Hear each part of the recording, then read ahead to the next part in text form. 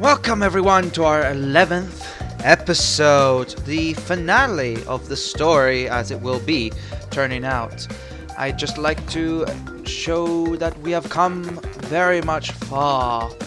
From the very beginning when we were at Cortex's lab, we were actually experimented on, and then escaped. Look at all that we have traveled. 3 islands! 3 islands indeed. The water swept us away. Oops. And we made it all the way to Insanity Beach, where it all began.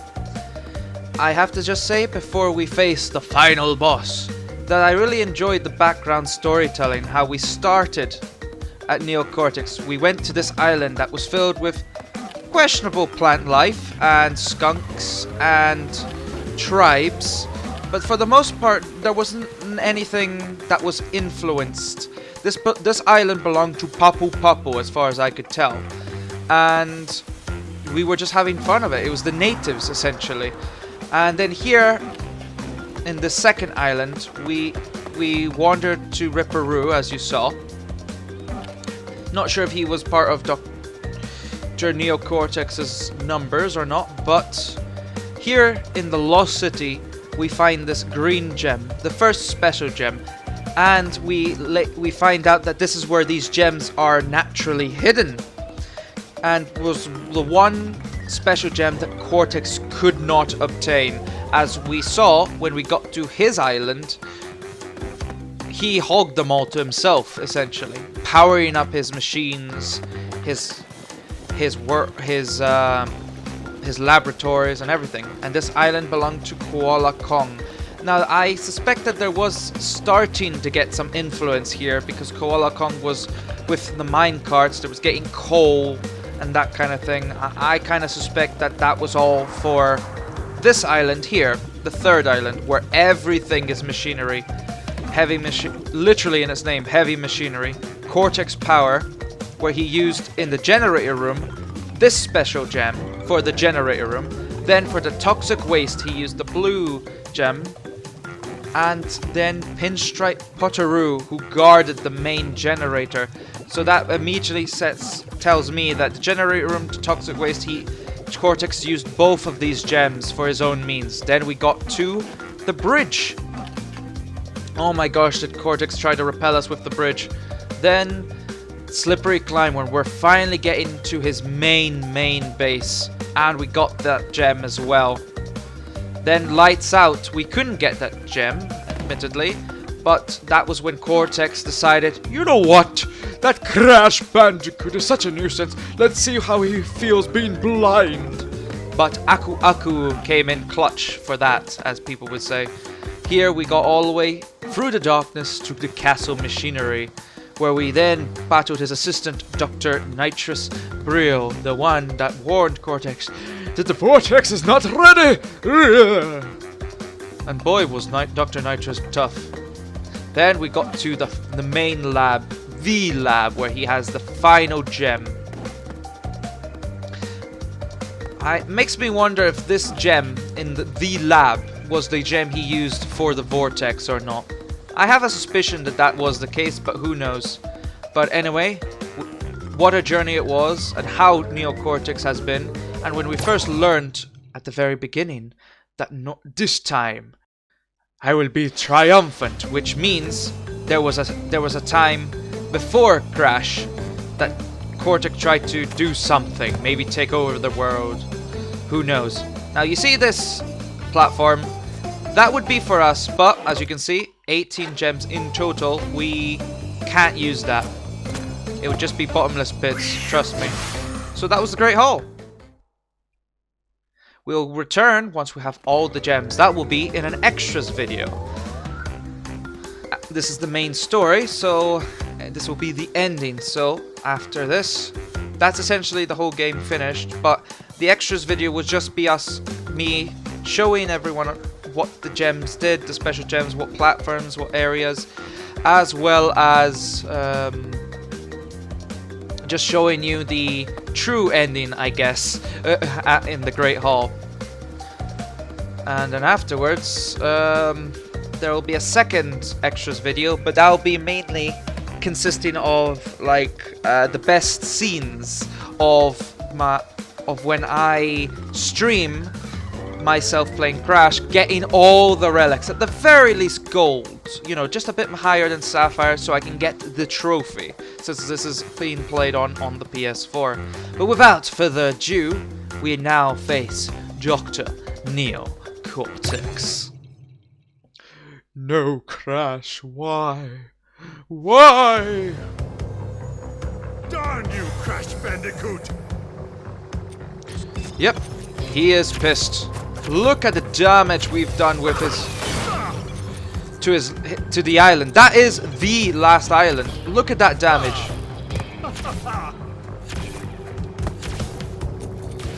Okay. Oh, I missed that. I got that one though. Okay. Ooh. These are one-hit KOs. They will evaporate you immediately. Nice. What I love the most is the fact that, you know, Cortex didn't see us as a threat originally. Oh, he got us. Cortex didn't see us as a threat at the very beginning. We escaped, but his priorities was the female Bandicoot. And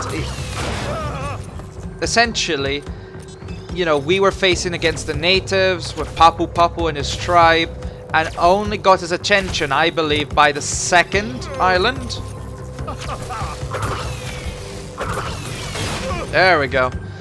And by the time we reached the third with Pinstripe, oh, that just clipped me.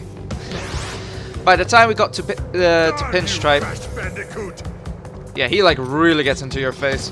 So yeah, by the time we got into Pinstripe, he basically knew, oh, this Crash, you've become a thorn in my side, Crash Bandicoot. By the powers of vicarious vision, I will smite thee. Oh. So yeah, because he wasn't prepared, he had nothing created for us. All he had was his defenses, his natural defenses. But being the smart brain that is Dr. Neo Cortex, he had an escape plan. Or, yeah, which is this blimp. But as you can see, we're currently riding on it. So, oh, I missed that one. And I missed that one. I suck. So, the only thing Neo Cortex can do is... Aw, that was just off time. The only thing Cortex can do is shoot us. But, you know, we've destroyed his lab, everything's burning. The best thing he can do is, you know, get the sky, get the high ground. And that is exactly what he's doing. That is exactly what he has done. Oh, damn it. I am just barely clipping it before I even spinning. Bandicoot.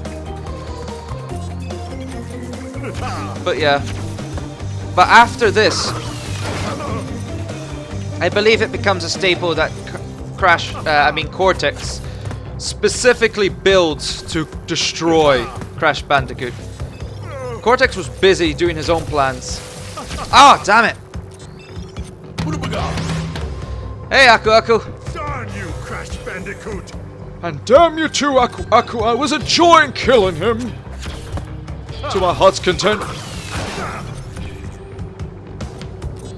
And yes, indeed. Whoop. Ooh, okay. And... Alright. I couldn't get that first one, unfortunately. So I'm just gonna have to wait. Yeah, these kill me instantly. Well, maybe not now with... There we go. So we're back to where we were. But yeah. Now Cortex just wants to kill us. With good reason. We've destroyed his plans. All his plans. Oh, he hit us. See, I just clipped it. He's clipping it by the shoes. Alright. Nice. Oh, I did not see that third one. Oh, so you can fall off this blimp, by the way. Come on, one more hit. Two. Those blue ones are becoming a nuisance. There we go. Alright. This is bad. Oh, okay, okay. Oh! Yeah, he's tough. Darn you, Crash Bandicoot! He really is tough. Okay, gotta be careful here. Gotta be very careful. Whoa! Ooh, that nearly got me there. That means I gotta wait another round. That's not fun. Ooh. There we go. And we still have Aku Aku in stage 2. Return that! This guy's gone mad. Nice! Final hit. Final. Come on. We did it!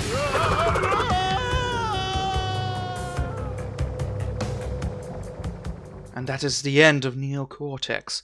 At least until the second game.